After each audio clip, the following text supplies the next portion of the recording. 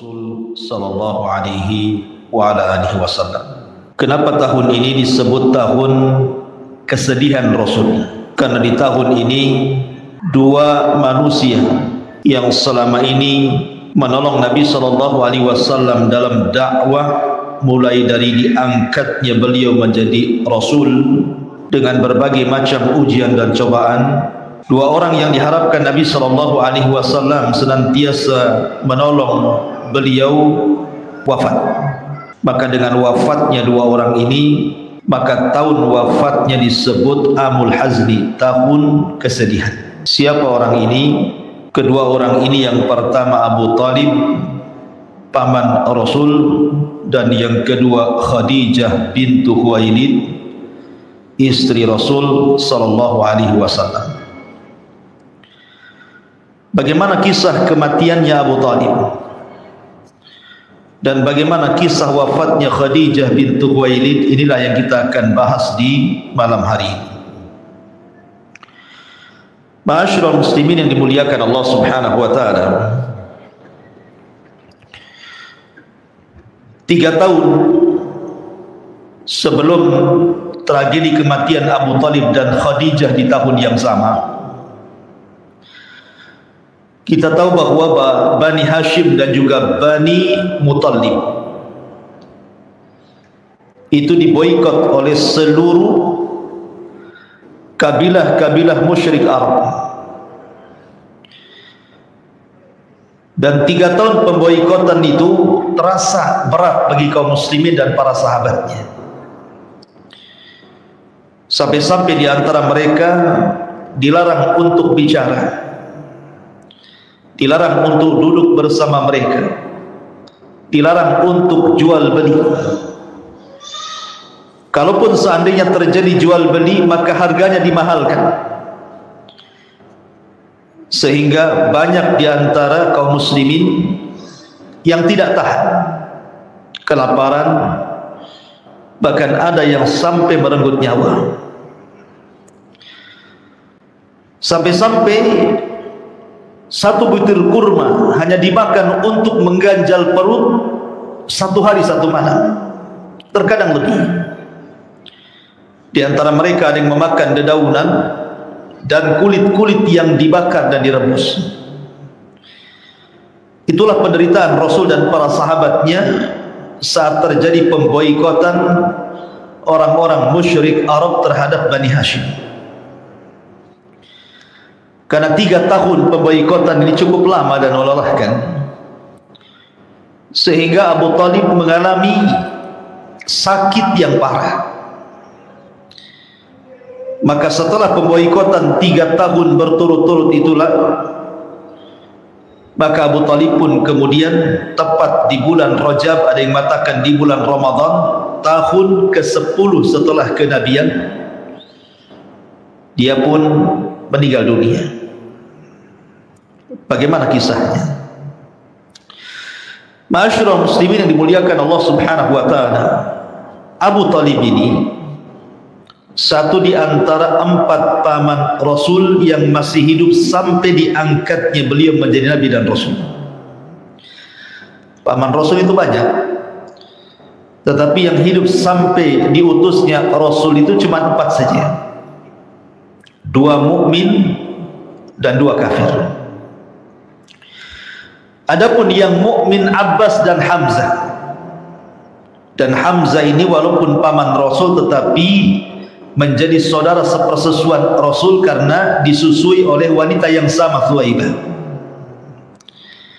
Dan 2 kafir, Abu Lahab dan juga Abu Talib. Bedanya Abu Lahab dengan Abu Talib, Abu Lahab ini sudah kufur, memerangi Rasul. Bahkan saking sengitnya memerangi Nabi sallallahu alaihi wasallam dan agama Islam di zaman itu, sampai-sampai Allah Subhanahu wa taala turunkan surat yang akan dibaca sampai kiamat dibangkitkan. Celaan dan laknatan kepada Abu Lahab, tabbat yada abi lahabi wa tab, ma aghna anhu maluhu wa ma kasab, sayaslā narah dzata lahab wa imra'atuhu hammalatal hatab fi jidha hablum min masad. Berbeda dengan Abu Talib.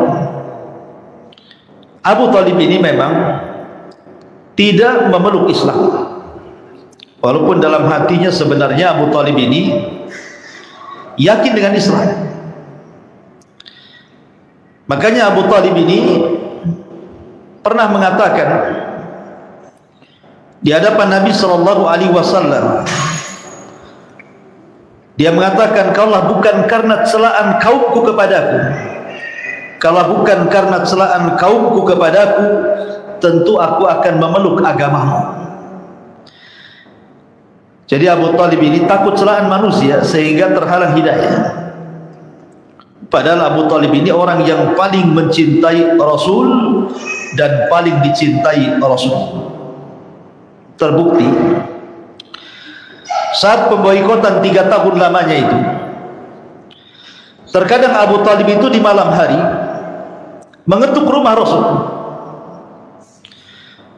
kemudian masuk ke rumah Nabi SAW, kemudian mengatakan, "Ya Muhammad, ya ibna akhi, wahai anak saudaraku, sebaiknya engkau tidur di kamarku, biar aku yang tidur di kasurmu."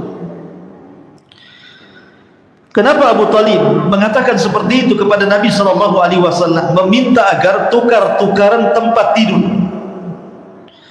Karena Abu Talib tahu bahwa pemboikotan ini adalah bentuk permusuhan orang-orang kafir Quraisy kepada Rasul dan agamanya. Sehingga Abu Talib ada ketakutan kalau seandainya di malam hari tiba-tiba ada panah, ada tombak, atau ada orang yang menyerang mendadak ke rumah itu sehingga membunuh Rasul. Maka Abu Talib sampai kemudian mengorbankan jiwanya, memindahkan tempat tidur Rasul agar tidak terjadi hal yang tidak diinginkan. Itulah bentuk kecintaan Abu Talib kepada Nabi SAW.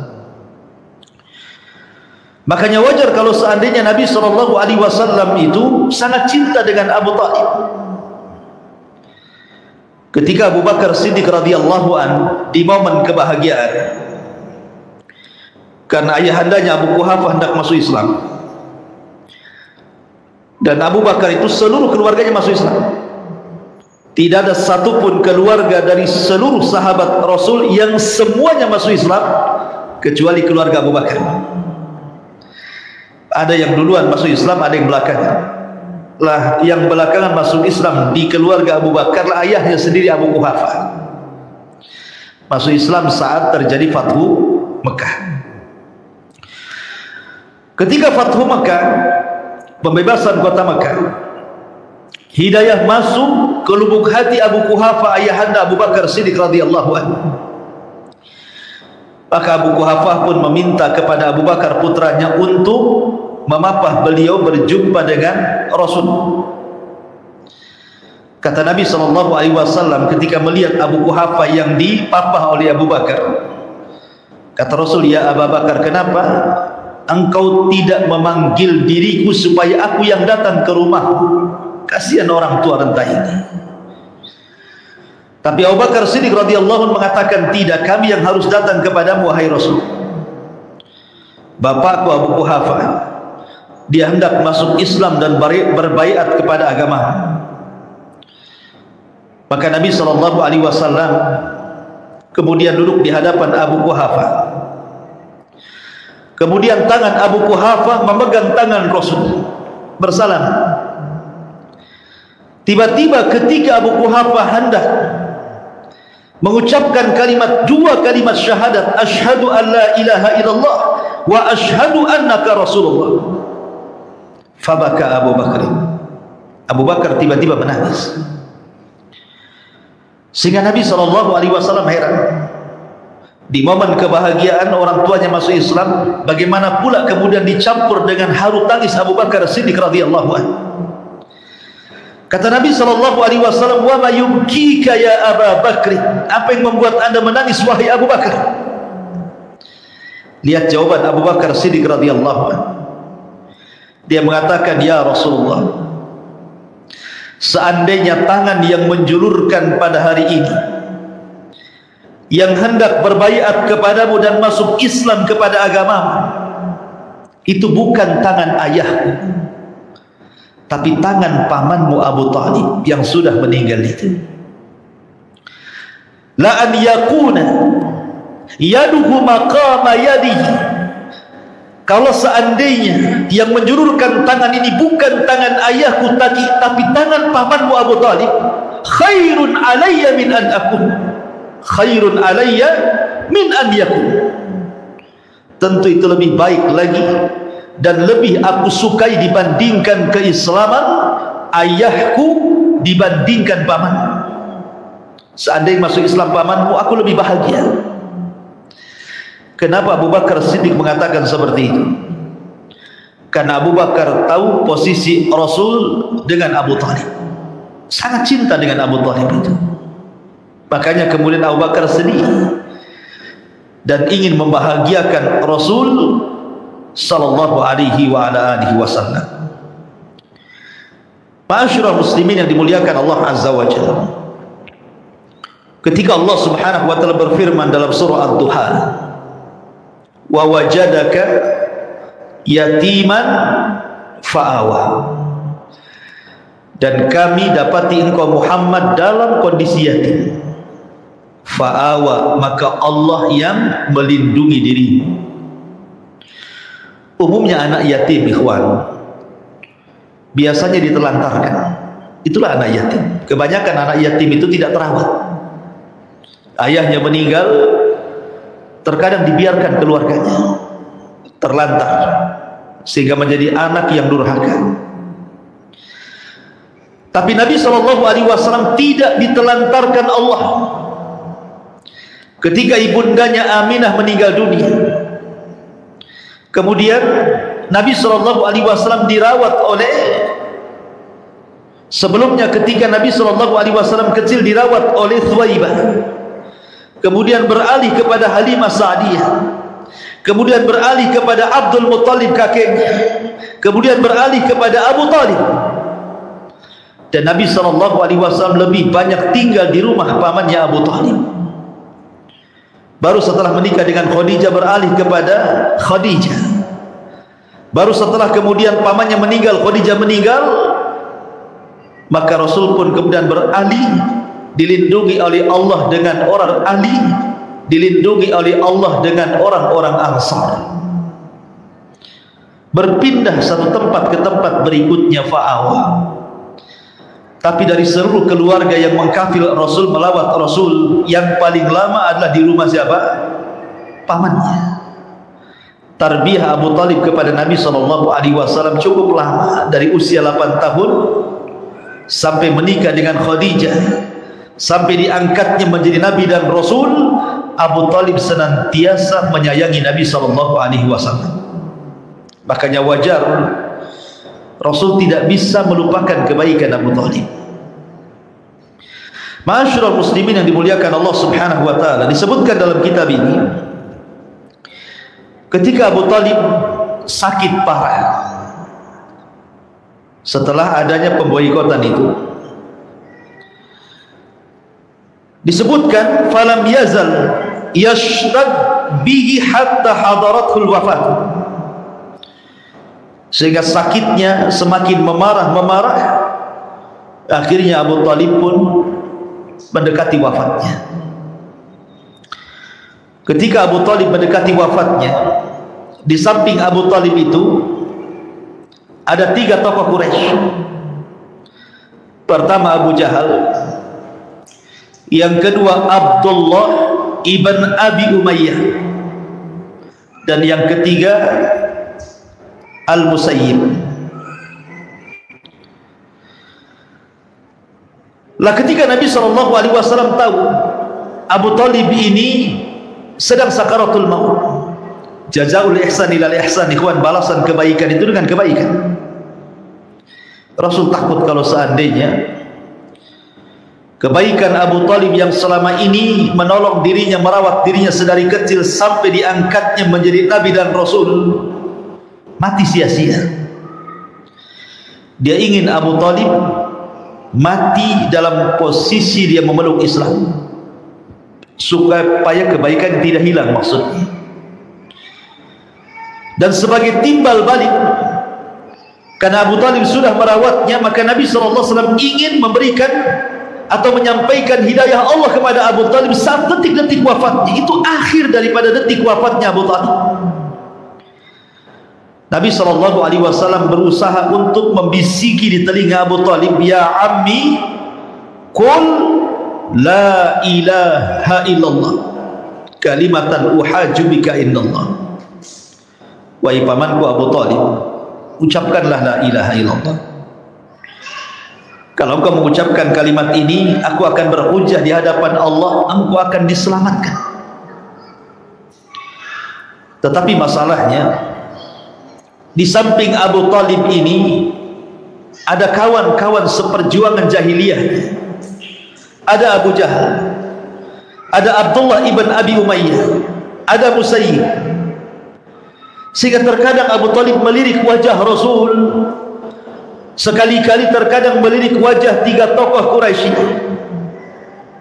Tapi sayang lisannya terkunci untuk mengucapkan kalimat la ilaha illallah. Karena setiap dia hendak mengucapkan kalimat itu, Abu Jahal dan Abdullah ibn Abi Umayyah langsung kemudian membantah dan mengatakan, ya Abu Talib, atarghabu millati Abdul Muttalib?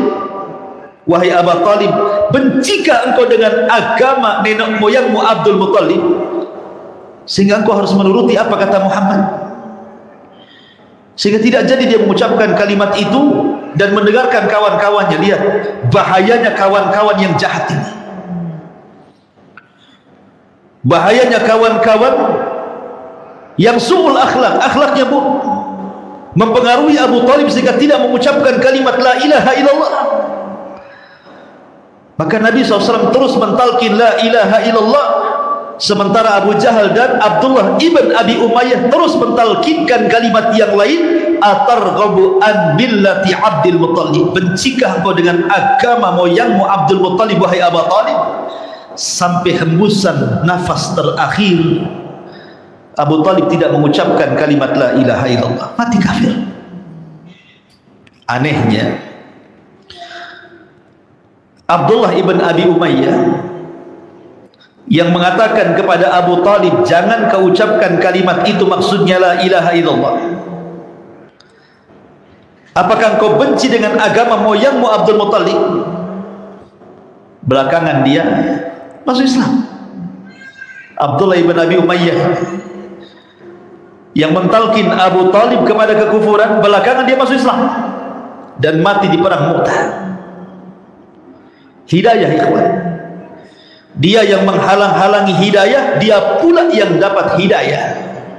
Abdullah ibn Abi Umayyah. Ma'asyiral muslimin yang dimuliakan Allah Subhanahu wa taala, dari sini sepakat ahli sunnah wal jamaah, Abu Talib mati kafir, kecuali orang-orang Syiah mengatakan Abu Talib itu muslim. Sebenarnya Abu Talib itu masuk Islam mengucapkan 2 kalimat syahadat, cuma Nabi nggak dengar katanya. Nggak dengar gimana? Rasul di sampingnya. Lah ketika kemudian Rasul sallallahu alaihi wasallam tidak berhasil mengislamkan Abu Talib di detik-detik wafatnya, terpukul hati Rasul, sedih hati Rasul, tersayat hati Rasul, sehingga Nabi SAW kemudian sambil menangis mengatakan, la astaghfiranna laka ma lam unha ank, sungguh aku akan memintakan ampun kepada Allah untukmu wahai pamanku, selama Allah tidak melarang bagi dirimu.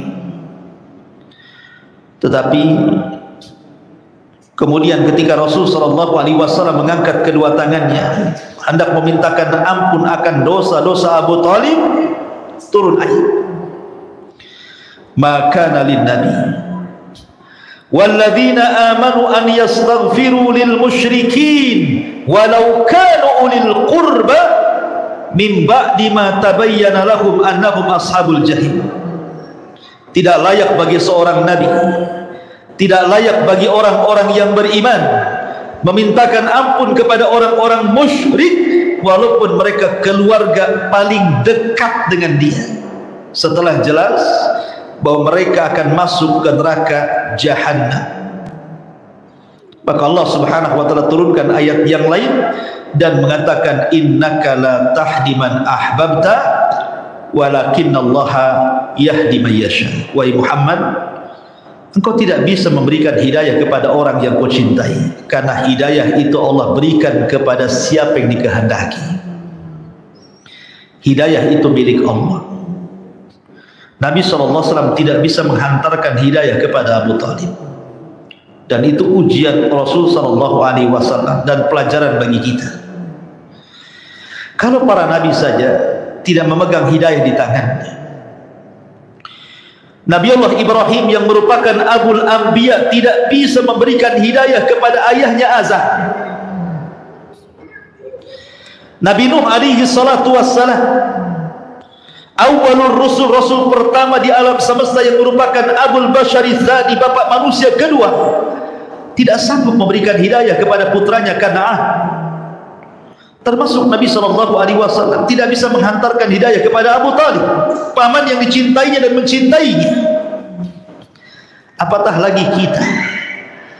Kita ini manusia biasa, bukan Nabi, bukan Rasul, bukan pula para sahabat, para tabi'in. Kita ini orang belakangan.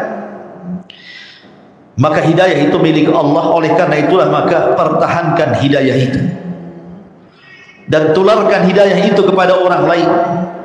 Walaupun tugas kita ini hanya menghantarkan hidayah Allah kepada manusia, soal manusia dapat hidayah atau tidak itu urusan dia, tapi minimalnya kita sudah mencontoh Rasul bagaimana Nabi SAW berusaha menghantarkan hidayah kepada Abu Talib.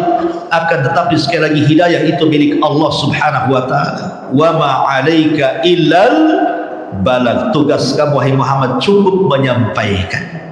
Soal mereka nerima atau tidak kan urusan mereka. Makanya antum kalau berdakwah pegang kaidah ini. Kita ini hanya menyampaikan kebenaran. Sampaikan kebenaran di tengah-tengah keluarga, sampaikan kebenaran di tengah-tengah manusia. Soal mereka menerima atau tidak itu urusan mereka, dan tidak dituntut agar mereka mengikuti apa yang kita dakwahkan. Kita hanya dituntut menyampaikan kebenaran saja. Selesai. Lihat ketika Nabi SAW bermimpi, melihat ada Nabi tidak punya pengikut, melihat ada Nabi pengikutnya 1, 2, 3, 10 pengikut, walaupun ada Nabi ribuan bahkan jutaan pengikut. Tetapi ketika ada Nabi tidak ada pengikut sama sekali, apakah kita katakan dakwahnya gagal? Tidak. Gagal dan tidaknya dakwah itu bukan banyak dan tidaknya pengikut, tapi gagal dan tidaknya dakwah itu bicara soal sudahkah kita menyampaikan kebenaran atau bukan. Kalau kita sudah menyampaikan kebenaran tapi tidak ada orang yang mengikuti, Anda sudah berhasil berdakwah. Kenapa? Karena sudah menyampaikan kebenaran walaupun pahit rasanya. Tetapi kalau Anda belum menyampaikan kebenaran walaupun 1 juta orang mengikuti Anda, maka Anda belum berhasil berdakwah kepada Allah Azza wa Jalla, karena belum menyampaikan kebenaran masalahnya. Taib. Ma'asyiral muslimin yang dimuliakan Allah Azza wa Jalla, suatu ketika Abbas, paman Rasul Abbas ini kan tahu bagaimana perjuangan Abu Talib mentarbiyah Rasul sampai membentengi Rasul saat beliau diangkat jadi Nabi dan Rasul. Ketika orang-orang Quraisy datang kepada Abu Talib hendak mencelakakan Nabi, kemudian mengatakan, ya Abu Talib, inna ibna akhik qad sabba alihatina wa farraqa jama'atana wa saffaha ahlamana. Wahai Abu Talib, anak saudara si Muhammad itu sudah menjelek-jelekan agama kami, memporak-porandakan barisan kami, menghina bapak moyang kami. Kalau Anda tidak mencegahnya, kami yang akan mencegahnya. Akhirnya Abu Talib tidak langsung menyampaikan hal ini kepada Rasul. Besoknya mereka datang lagi dan mengatakan hal yang sama. Besoknya mereka datang lagi dan menyampaikan hal yang sama kepada Abu Talib. Abu Talib kasihan dengan Rasul. Kalau terjadi sesuatu kepada Nabi SAW, dia datang dan menyampaikan, ya ibn akhi, wahai anak saudaraku, orang-orang musyrik sudah mengatakan ini dan itu kepada aku, sebaiknya hentikan dakwahmu sementara. Maka Nabi SAW mendengar apa yang dikatakan Abu Talib. Dia marah kepada orang-orang musyrik. Walaupun ucapan ini sebagian ulama melemahkannya, tetapi ucapan ini masyhur di buku-buku sejarah. Kata Nabi SAW, "Law wada'u syamsa fi yamini wal qamara fi shimali ala an atruka hadzal amra wallahi ma taraktu." Seandainya mereka membawa matahari kemudian diletakkan di tangan kananku dan bulan di tangan kiriku, memaksa aku meninggalkan dakwah yang mulia ini, demi Allah aku tidak akan meninggalkannya. Melihat semangatnya Rasul, Abu Talib pun luluh hatinya dan mengatakan, kalau itu yang kau mau wahai Muhammad, kul ma syi'ta waf'al ma ahbabta, katakan sesukamu, perbuat sekehendakmu, aku akan berusaha membentengimu.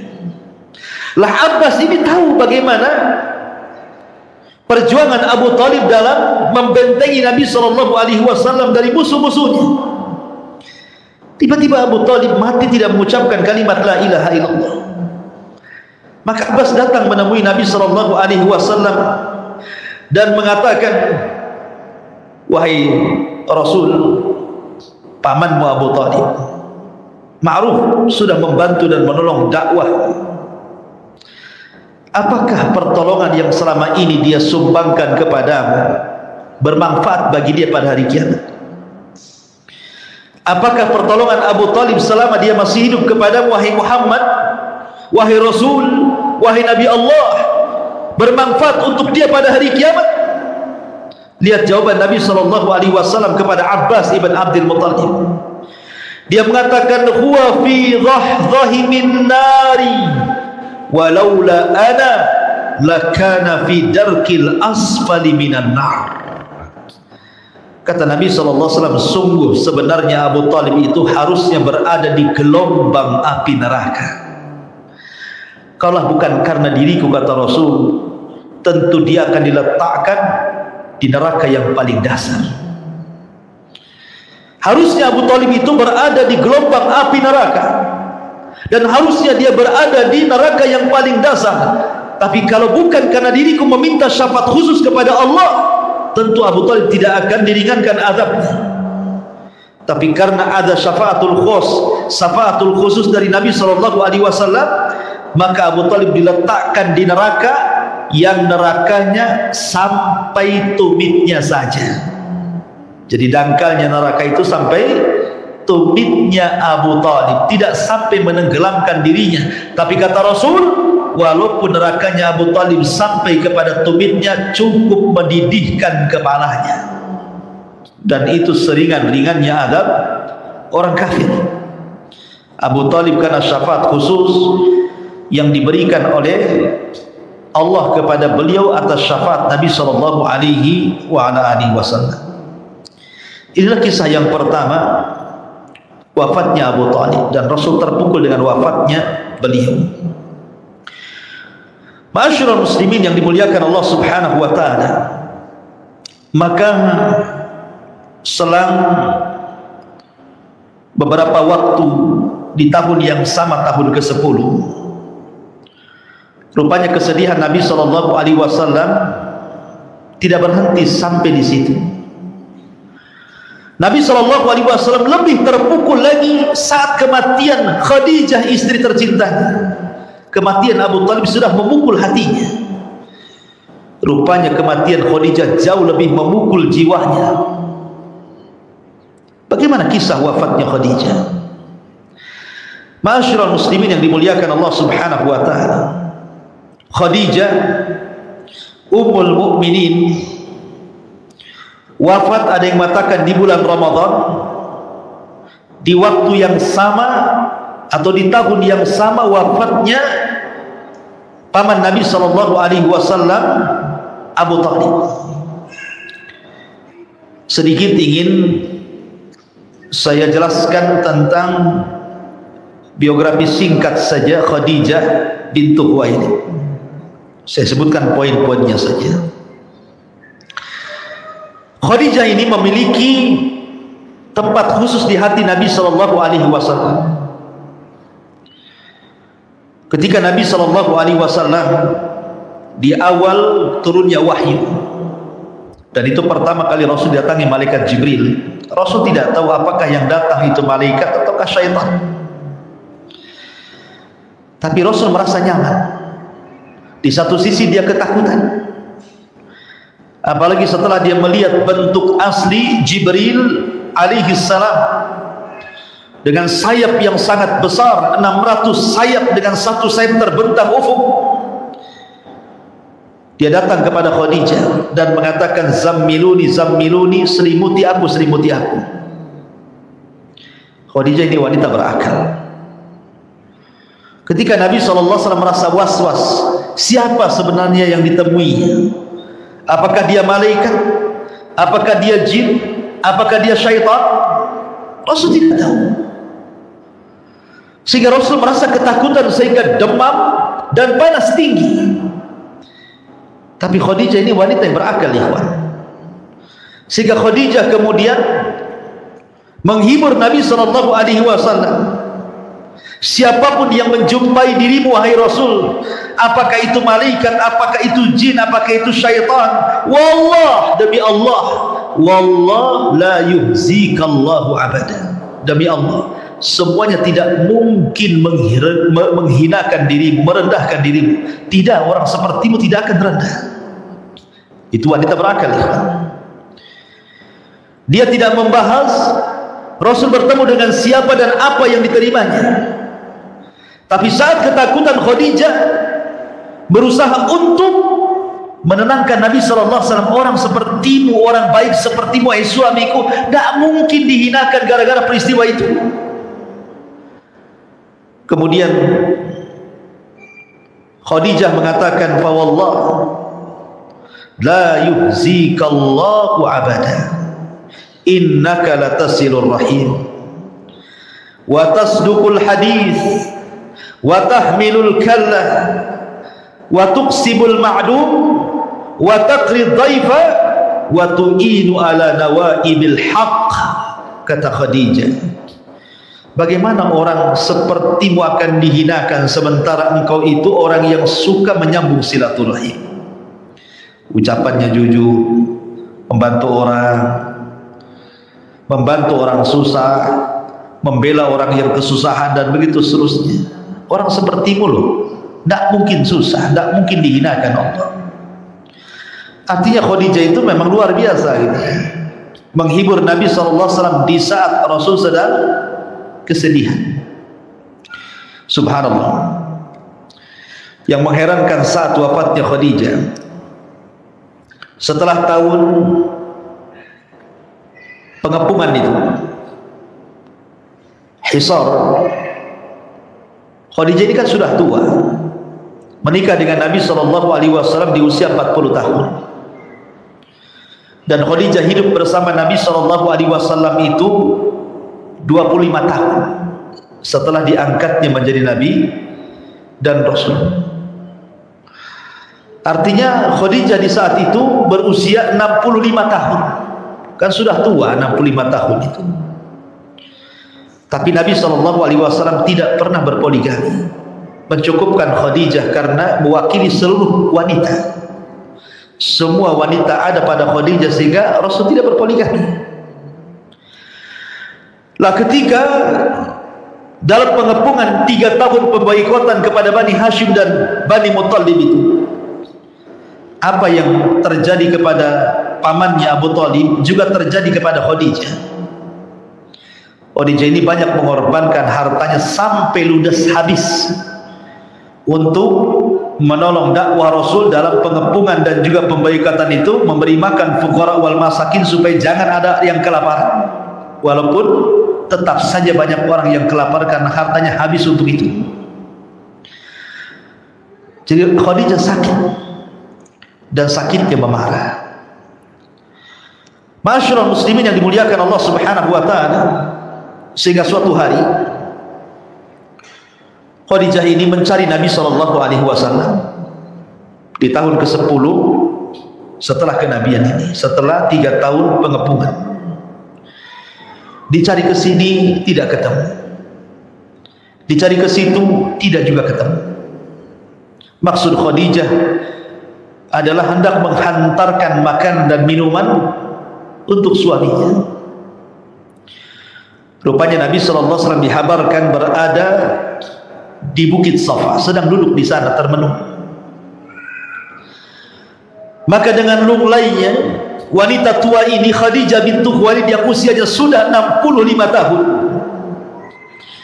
membawa makanan dan minuman mencari suaminya Rasul sallallahu alaihi wasallam sampai dia naik ke bukit, sampai terkadang jatuh dan bangun. Ketika sudah sampai dan mendekati Nabi sallallahu alaihi wasallam, di waktu yang sama datang Jibril. Jadi Khadijah hendak menemui Rasul, di waktu yang sama turun Jibril dan mengatakan kepada Nabi sallallahu alaihi wasallam, sebagaimana hadis Abu Hurairah radhiyallahu anhu, ya Rasulullah, hadhihi Khadijah qad atat ma'aha ina'un fihi inam aw ta'amun aw syarab, fa idza hiya atatka faqra 'alaiha as-salam min rabbiha wa minni wa basyirha bi baitin fil jannati min qasabin la khasaba fiha wa la nasab. Kata Jibril, wahai Rasul, lihat Khadijah sedang mengarah kepada, dia membawa bejana, isinya makanan dan lauk, makanan dan minuman. Nanti sesampainya dia datang kepadamu, sampaikan kepadanya, Allah menitip salam dan juga diriku kepada Khadijah. Subhanallah, Allah menitipkan salam kepada Jibril untuk Khadijah, termasuk Jibril juga menitipkan salam kepada Rasul untuk Khadijah. Khadijah bukan Nabi, Khadijah bukan Rasul, tapi dia mendapatkan salam dari Allah Subhanahu wa taala. Luar biasa. Aisyah Ummul Mukminin radhiyallahu anha pernah mendapatkan salam dari Jibril, tapi tidak mendapatkan salam dari Allah Subhanahu wa taala. Tapi Khadijah bukan hanya mendapatkan titipan salam dari Allah, dari Jibril kepada Rasul, kemudian ketika sampai Khadijah ke hadapan Rasul, Jibril pun menyingkir. Kemudian Nabi SAW memeluk Khadijah. Sebelum wafatnya Khadijah dipelukan Rasul. Khadijah meninggal di pelukan Rasul, sementara Rasul meninggal di pelukan Aisyah radhiyallahu anha. Ketika itu Nabi SAW sedang memeluk Khadijah. Kemudian dia mengatakan, ya Khadijah, Allah Subhanahu wa taala menitipkan salam kepadamu, dan juga Jibril menitipkan salam kepadamu wahai Khadijah. Lihat wanita cerdas. Khadijah mengatakan di hadapan Nabi sallallahu alaihi wasallam, innallaha huwas salam wa ala Jibril assalam wa alayka ya Rasulullah assalamu wa rahmatullahi wa barakatuh. Sesungguhnya Allah adalah salam, dan kepada Jibril juga keselamatan, dan kepadamu wahai Rasulullah juga keselamatan dan rahmat bagi Allah dan juga berkahnya. Kemudian Khadijah mengatakan, wallahi la yuhzikallahu abada, demi Allah, Allah tidak akan menghinakan dirimu wahai suamiku. Maka berpeganglah dengan wasiat Waraqah bin Naufal. yang mengatakan bahwa mereka musuh-musuh orang-orang kafir akan mengusir, mereka orang-orang kafir akan membunuh. Isbir ya Rasulullah, bersabarlah wahai engkau, wahai suamiku, wahai Rasulullah. Maka selang beberapa saat kemudian Khadijah menghembuskan nyawa terakhirnya di pelukan Nabi sallallahu alaihi wasallam. Khadijah bintu Khuwailid radhiyallahu anha. Masyarul muslimin yang dimuliakan Allah Subhanahu wa taala. Khadijah meninggal di pelukan Rasul. Dan Nabi sallallahu alaihi wasallam meninggal di pelukan Aisyah radhiyallahu anha. Suatu ketika Nabi sallallahu alaihi wasallam berjumpa dengan Jibril, Jibril sempat mengatakan kepada Nabi sallallahu alaihi wasallam, "Wa basyirha bi baitin," sampaikan kabar gembira kepada Khadijah dengan satu rumah yang megah di surga dari mutiara yang sangat indah, la khasaba fiha wala nasb, yang tidak ada kemisingan dan tidak ada keletihan di rumah itu. Ya, karena rumah Khadijah sudah terbuka bagi Nabi sallallahu alaihi wasallam. Dan Khadijah tidak pernah membuat bising Rasul, membuat lelah letih Rasul dalam kehidupan rumah tangganya ataupun saat menginfakkan seluruh hartanya untuk perjuangan dakwah Rasul. Makanya wajar, maka Allah Subhanahu wa taala mengganti Khadijah dengan rumah yang sangat indah di surga, karena rumahnya sudah menjadi rumah bagi Nabi sallallahu alaihi wasallam. Aisyah radhiyallahu anha suatu ketika cemburu kepada Khadijah yang selalu dipuja-puja Rasul karena kebaikannya, padahal Khadijah sudah meninggal dan Aisyah masih muda dan cantik. Kata Aisyah radhiyallahu anha, "Ya Rasulullah, Allah sudah menggantikan wanita untukmu yang jauh lebih baik dibandingkan Khadijah." Maksudnya dirinya. Tapi Nabi SAW mengatakan, "Tidak wahai Aisyah, kebaikan Khadijah tidak mungkin tergantikan."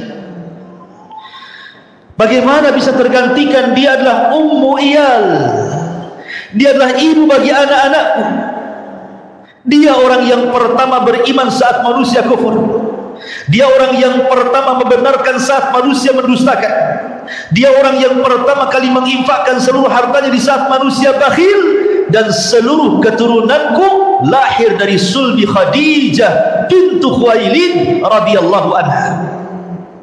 Sedemikian itulah Nabi sallallahu alaihi wasallam memuji Khadijah. Sampai-sampai Rasul mengatakan, "Kamu la minar rijal katsirun." Laki-laki sempurna itu banyak. Tetapi walam yakmul minan nisa illa arba. Tapi wanita yang sempurna tidak ada kecuali 4 wanita di dunia. Kemudian Rasul menyebutnya, pertama Asiyah bintu Muzahib, yang kedua Maryam bintu Imran, yang ketiga Khadijah istrinya bintu Khuwailid, yang keempat Fatimah bintu Rasulullah sallallahu alaihi wasallam. Kemudian Rasul mengatakan, adapun keistimewaan Aisyah dengan wanita-wanita yang lainnya seperti keistimewaan sarin di antara seluruh makanan. Sarin itu makanan yang paling enak di zaman itu. Ma'asyiral muslimin, jamaah sekalian yang dimuliakan Allah Subhanahu wa taala. Saat wafatnya Khadijah, Nabi itu sangat terpukul luar biasa. Ya, pertama kan dalam tahun yang sama Abu Thalib meninggal, dan itu sangat menyakitkan. Tersayat hati Rasul. Tiba-tiba disusul dengan Khadijah pula. Makin menumpuk kemudian kesedihan Rasul, sehingga para ulama al-mu'arrikhin al-mujtahidin memberi nama tahun wafatnya 2 manusia terbaik ini dengan amul hazni, tahun kesedihan. Ketika Nabi SAW terus menangis karena wafatnya Khadijah dan sebelumnya pamannya Abu Thalib, para sahabat datang, maksudnya meredakan Rasul supaya Rasul jangan terlampau sedih banget gitu. Banyak yang harus diurusi. Sahabat mengatakan, ya Rasul, khafif Rasul. Sudahlah. Tapi Rasul mengatakan di hadapan para sahabatnya, bagaimana aku akan berhenti dari kesedihan ini sementara mereka yang telah meninggalkan diriku adalah orang-orang yang berjasa kepadaku. Lihat Khadijah, dia orang yang pertama beriman saat kalian kufur. Dia orang yang pertama benarkan saat kalian mendustakan. Dia orang yang pertama kali menginfakkan seluruh hartanya saat kalian tidak ada satupun yang menginfakkan harta kalian untuk kepentingan dakwah. Dari sini kemudian sahabat terdiam dan Nabi SAW pun kemudian terdiam. Wallahu a'lam bishawab. Inilah kisah Amul Hazni yang dikisahkan oleh para ulama sejarah. Subhanaka wa bihamdika asyhadu an la ilaha illa anta astaghfiruka wa atubu ilaik. Allahu ta'ala alam. Assalamualaikum warahmatullahi wabarakatuh.